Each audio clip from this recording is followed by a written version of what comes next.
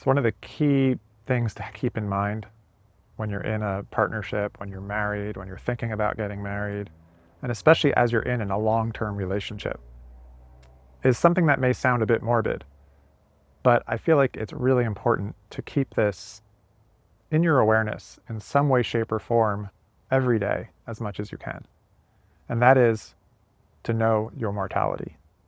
Know that you're going to die, and your partner's going to die, and everyone you know is going to die.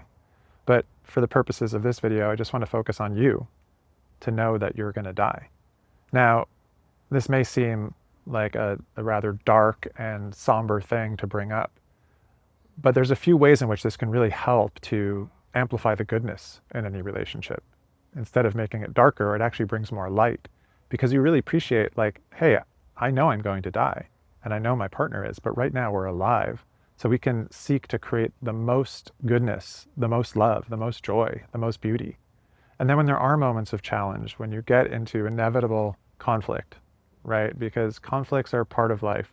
And some couples are much smoother about it and kind of like find their way, and others have more jaggedy edges and more, roughness. But those things can soften over time. And one of the best ways, I think, that you can soften the edges of any conflict is to remember that you're going to die and your partner's going to die.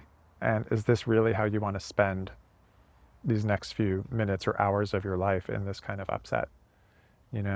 And again, sometimes this may not help. It may just feel too far away to access. But by practicing this awareness, and every day when you wake up, to remember, like, hey, it's another day of life, and I'm going to live it as consciously and with as much presence and open-heartedness as I can. And especially to bring that to your partner and to your work and to your family and to whatever it is that you're doing, right? To make this day matter, to make this moment something that you bring your full presence for.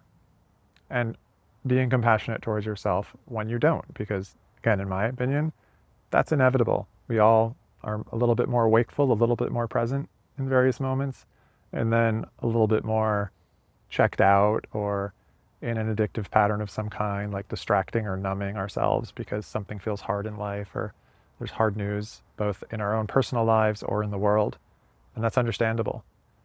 But again, if we can remember, like, oh, okay, this life is a gift and I can face these challenges or work with these challenges in a way that honors them, then that will transform how you show up, and it will transform your relationship.